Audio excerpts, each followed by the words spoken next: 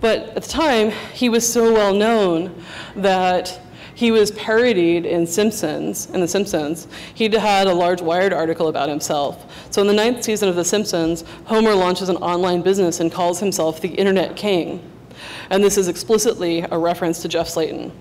The episode originally aired in early 1998, so a couple of years after the Wired profile. Yet another early amusing character is Spamford Wallace. He started with junk faxing, and he created cyber promotions, or cyber promo, in 1995. He was an early spam innovator in a lot of ways, technologically speaking. He forged return addresses, he used relays, he pioneered multi-homing, so having his spam come from all kinds of locations so it was much harder to block. And he too, like Jeff Slayton, was a true believer in spam as a great equalizer amongst businesses and a way of life. What he would do is, at the end of his email newsletter day, after he was done sending all of his junk, he would leave his relays open so that any other spammer could come use his email servers. He felt that this was a public good, that he was offering this so kindly to other folks. He was sued by AOL and CompuServe, and in fact, met some of the anti-spammers and gave in and had a well-publicized retirement in 1998. Now, we'll see later that this was not actually how things ended for Spamford, but for now, we'll pause and we'll bring him back at the end where we can see where he is today. So I'd like to talk a little bit about early spamming techniques and how the techniques themselves have evolved. One of the first techniques that spammers started to do after they realized they were getting blocked in their direct, open, honest emails was forging headers. Now, it's very easy to forge headers.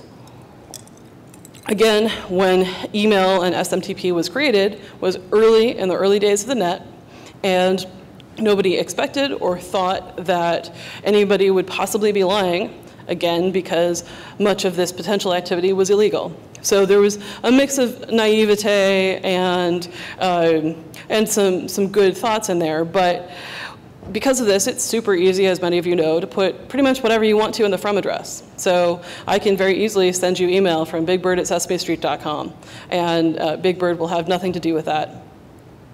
So spammers realized this and took advantage of it well before the general public realized it. And in some ways, this is something that we'll see as a pattern repeating over and over again, where the spammers will figure out technology before the general public does, and therefore before they're skeptical enough to automatically ignore these messages. This is an example from 2012, but because of that, you can see making forging headers illegal, like we did with the CAN-SPAM Act, has done very little to actually stem the tide of forging headers. However, as things have evolved, it's become easier and easier to detect that headers are forged. Another popular spam technique is the Nigerian prince scam. This is actually a very, very old scam that just moved online. So it was initially started after the French Revolution, where a letter would arrive describing an aristocrat in exile, say the Marquis de something or other, who, in escaping from revolutionary violence, had thrown a chest full of jewels into a lake. His faithful servant, now writing this heartfelt letter, has come back to retrieve it, but has unfortunately ended up in prison, and just needs a little help from you, my fellow Frenchmen, to please get me out of prison, and I will get these jewels and I will share them with you. So at the time, they would actually send these out during the French Revolution by letter, by post. And of 100 such letters, at least 20 were answered, was a stat that I heard from somebody who wrote a book from the French Detective Service. So the con actually got its name later as the Spanish prisoner, about a century later, when it was popularized in the United States during the Spanish-American War. And the same deal some very rich person had been fleeing and left their assets somewhere and now trying to get them back. I've been beset by difficulties. Please, sir, help me with just a little cash and we can get you a larger share of the goods. The scam was heavily adopted in Nigeria in the 1980s because at the time Nigeria had a booming oil industry, and then there was a huge bust in their oil industry. So suddenly there were a number of folks who knew about technology from their work in the oil fields and suddenly had almost no money. So they moved online trying to find ways that they could get in touch with funds in any possible way. Then, of course, that moved on to the 1990s. One thing that's really interesting about this scam is that it's repeated over and over again, taking advantage of various timely things, timely events. So we've seen it everywhere from the French Revolution all the way through 9/11 and recent wars. Another early spam technique was a means of compiling mailing lists using the SMTP verify command. When we first created the SMTP protocol, people thought it would be really useful to know for sure if that email address is right, because you're emailing an associate professor at such and such a university, and maybe you didn't spell the name correctly or something, so you wanted to verify, oh, I've got the right email address. Again, on that very open, trusting persona. So there was this VRFY, where you could do this as part of an SMTP transaction and just say, is this a valid email address? And so spammers figured out that that was a great way for them to put together lists of valid email addresses. So they would connect and often flood port 25 with verify requests, create their giant spam lists, and then send them all out. Now, around the 90s, late 90s, people got wise to this and started blocking the verify verify command. But there was also another one for EXPN, which was expand. So there was a way of having a sort of shortened email address, and you could do similar to verify. You could go in and say, well, give me the full address. Is it first name dot last name instead of first initial last name? And people started blocking these eventually, but for any of those folks who have wondered why some of the email validation services that are around today often have an uneasy relationship with the anti-spam world, it's because of how verify and expand were badly exploited in the 90s. You may have heard the term Joe job. In 1997, a fellow who owned the domain joes.com, was a small ISP, kicked off a spammer. And as you do, this particular spammer was not happy about this and vindictive. So instead, the spammer then forged the from address to be as though it was from Joe himself and sent out a bunch of spam. In response, Joe was flooded with email bounces and lots of complaints. And in fact, angry anti-spammers sent denial of service attacks to Joe.com, thinking that he was the originator of this spam. So today, the term Joe job has come to refer to trying to harm somebody else as though you're making it seem as though they're the source of the spam. And here is the original Joe job. And you'll note that there was a particular means of trying to make everybody angry. One of the quotes in there is, if you wish to be removed from this email list, sorry, no can do. If you don't like it, just delete it. So it was really calculated to piss people off, and because this was the first attack of its kind, it absolutely pissed people off. So I've mentioned before open relays. I'm sure some of you lived through those days, and some of you are not familiar with what an open relay is. But originally, email was designed like DNS, where you would have open peering. Any node on the internet could connect equally to any other node, regardless of whether or not that was the terminal location for the email address. So if I'm trying to email you, my email might go through many different hops across multiple servers in order to reach you in the most efficient manner possible and route around damage.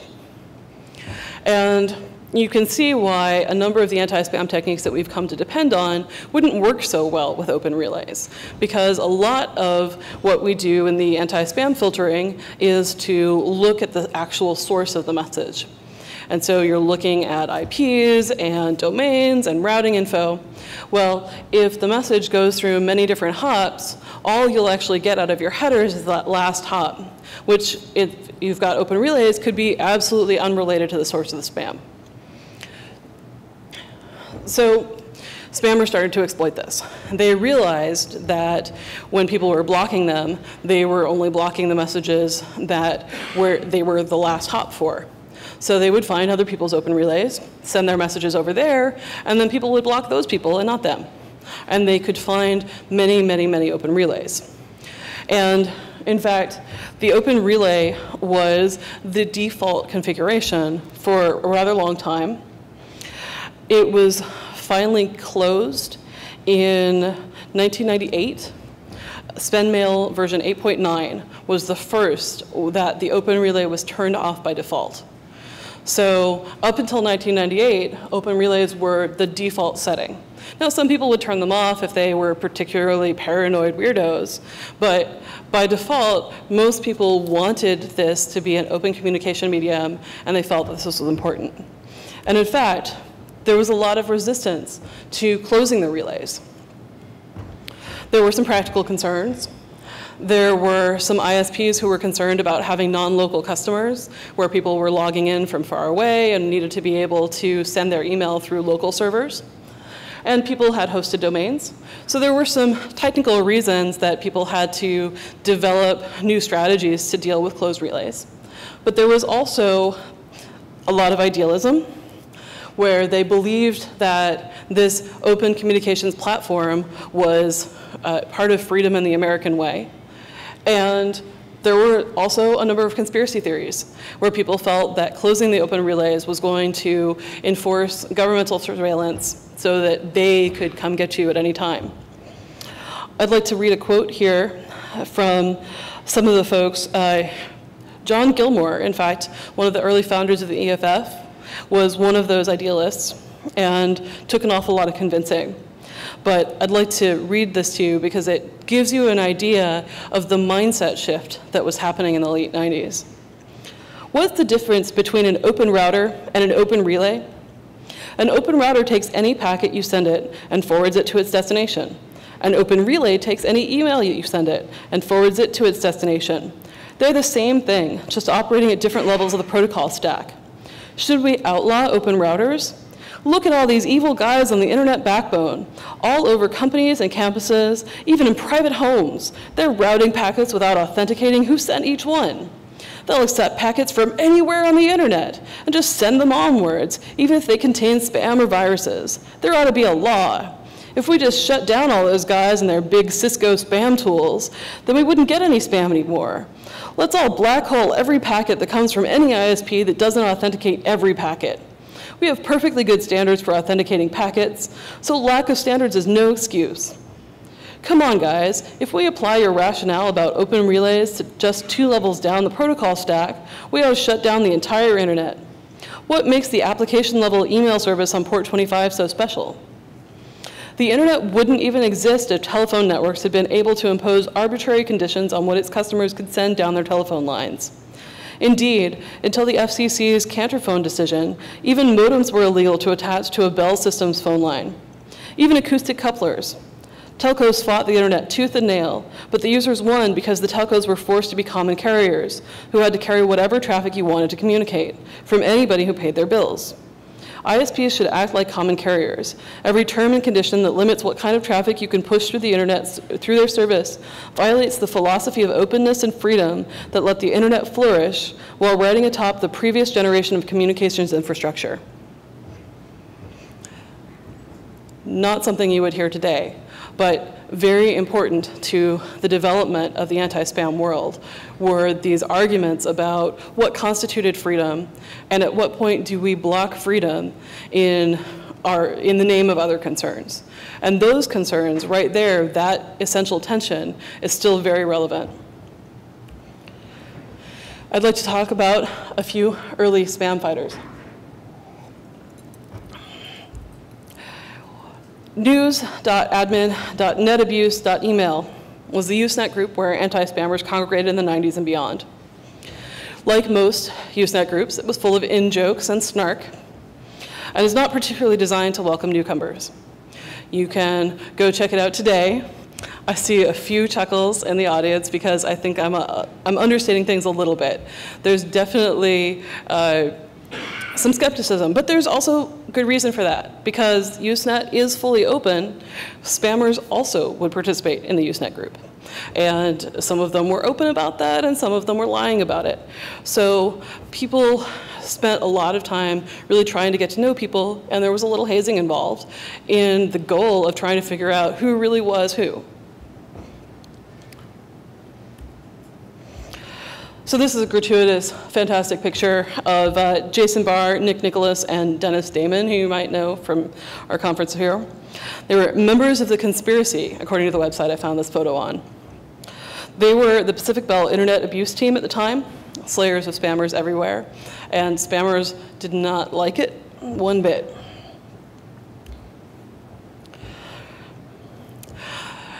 The RCN Abuse Team was one of the first ISP abuse teams to take a really strong stand against spam.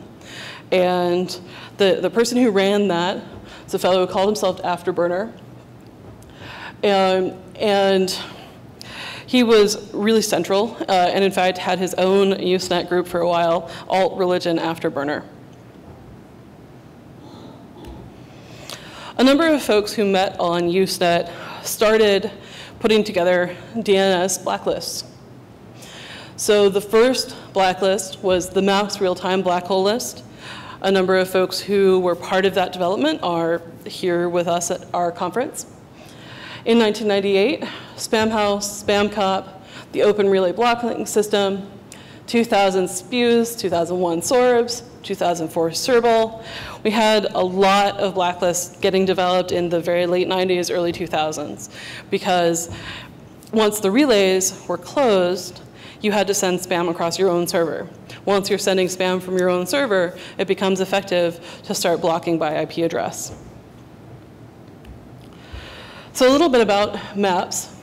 These are also from that same site I found the other photo on. There's a pretty great old website that one of the spammers put up that was all about the anti-spammer conspiracy and how the anti-spammers were trying to shut down commerce in the American way. So MAPS is the first blacklist that you'll be familiar with, like today. Was founded originally in 1996 by Paul Vixie and Dave Rand, and employed a number of folks who are still active today. They were acquired by Trend Micro in 2005, and they continue in that guise today. So here's a quote from the place that I found this. It says, "While you may ignore our fight for our company's survival today, you may discover too late that you have lost many of your basic rights to freely communicate at will tomorrow. To Big Brother's New World Order. Only it's not science fiction anymore, it's happening right now. Yes, my anti-spammer friends, you are all members of the Illuminati." Fnord. You might recognize some of these faces as well. In '98, Real Networks offered a free media player software, and they had this available for download online for quite some time. And then they decided to send advertising to every email address who had downloaded it. And that did not go over so well. Someone who was very involved in Usenet anti-spam, who is part of our organization, Kelly Malloy, organized a protest. And organized a protest connecting many folks on Usenet who all met up at the Seattle offices of Real Networks in front of their headquarters.